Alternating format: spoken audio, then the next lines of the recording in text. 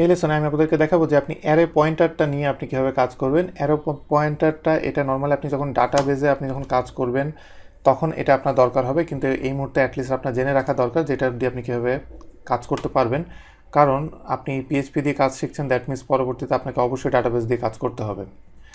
এখন এখানে যে উদাহরণটা দেখতে পাচ্ছেন এটা হলো একটা অ্যারে আছে, অ্যারেটাকে আমি এই ভেরিয়েবলের ভিতরে নিয়েছি এবং অ্যারে পয়েন্টারটা হলো অ্যারের ভিতরে কোন জায়গায় এসে এটা আছে, পয়েন্টারটা কোথায় আছে সেটা আমাকে দেখতে হবে।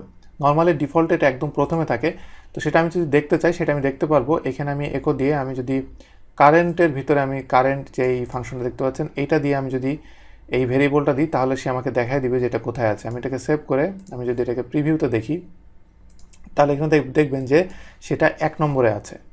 তো এইভাবে আপনি এটা জানতে পারবেন যে এটা কোথায় আছে।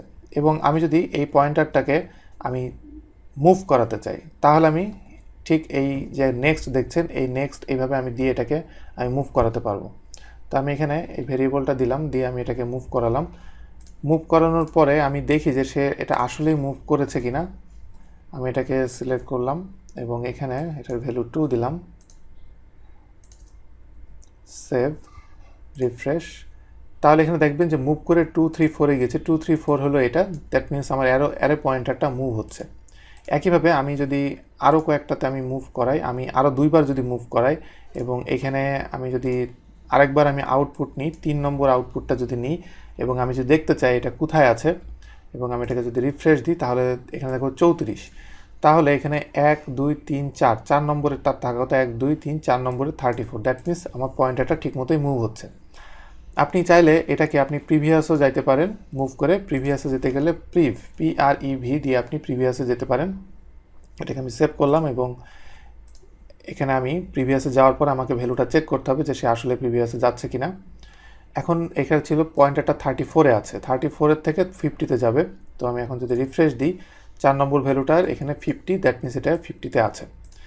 এরপরে আরও কয়েকটা ভ্যালু আছে, যেমন এখানে আমি যদি দেখি রিসিট, আপনি যদি রিসিটটা দেখেন এবং রিসিটের ভিতরে এখানে সে যেটা করছে যে সেটাকে রিসিট করে দেবে এটার ভ্যালুকে। 5 নম্বর ভ্যালুতে আমি যদি যাই এবং এখানে আপনি যেটা দেখতে পারবেন যে রিসিট হওয়ার কারণে অ্যারে পয়েন্টারটা সবার প্রথমে চলে এসেছেন, তার যার কারণে 1-এ চলে আসবে। তো দেখি আমি সেভ করলাম, রিসিট হয়েছে কিনা, এই যে রিসিট। এবং আমি যদি আপনি একদম লাস্টে চলে যেতে চান, আপনি যদি মনে করেন আমি একদম শেষে চলে যেতে চাই এই অ্যারের ভিতরে, তাহলে সেই ক্ষেত্রে আরেকটা ফাংশন আছে এন্ডের মাধ্যমে আপনি এটা করতে পারবেন। এটা আমি 6 নম্বরে দিয়ে সেভ, রিফ্রেশ, 786, তার মানে এটা একদম লাস্টে চলে গেল। তো এই যে ফাংশনগুলো current, next, previous, receipt, end, এই সবগুলোর মাধ্যমে আপনি এটাকে টোটালি আপনি কন্ট্রোল করতে পারবেন এবং এইগুলো দিয়ে আপনি সামনে পিছনে যেভাবে আপনি নিতে চান না কেন আপনি নিতে পারবেন। তো এখন আমি আপনাদেরকে একটা প্র্যাকটিক্যাল একটা এক্সাম্পল আমি আপনাদেরকে দেখাচ্ছি।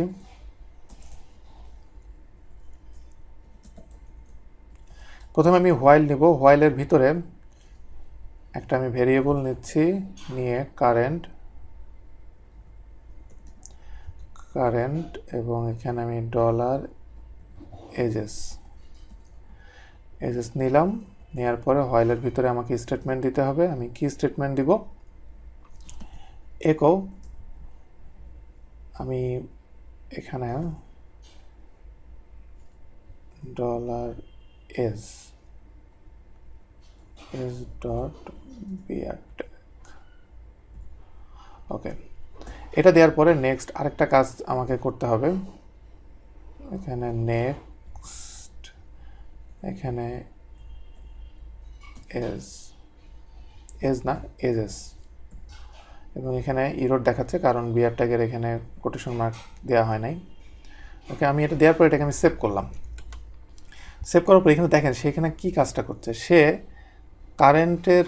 কারেন্ট বলতে এই যে এখানে, আচ্ছা এখানে আমি এটাকে আমি আরেকবার ডিফাইন করি, কারণ এজ নামে কোনো এখানে অ্যারে নাই।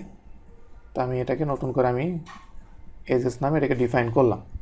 করার পরে সে যেটা করছে যে এজের কারেন্ট অ্যারে পয়েন্টারটা কোথায় আছে সেটাকে দেখবে এবং সে এটাকে দেখবে এবং সে এটাকে দেখেন এটা কিন্তু কম্প্যারিজন যে অপারেটর কম্প্যারিজন অপারেটর না, এটা হলো অ্যাসাইনমেন্ট অপারেটর। সে এজের ভিতরে এটাকে অ্যাসাইন করছে, নট যে সে এটাকে এখানে কম্পেয়ার করছে।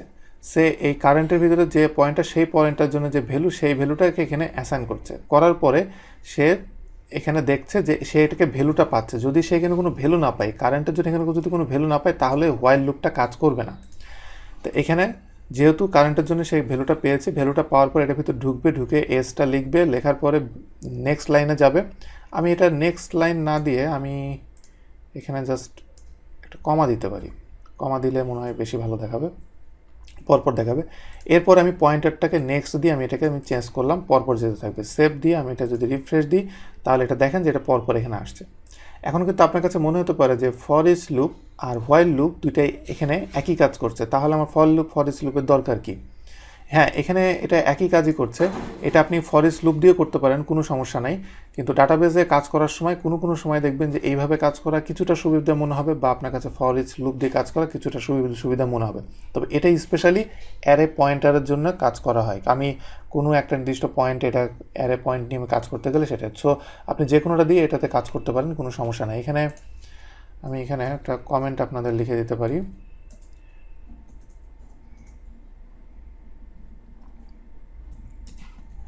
similar to for each loop।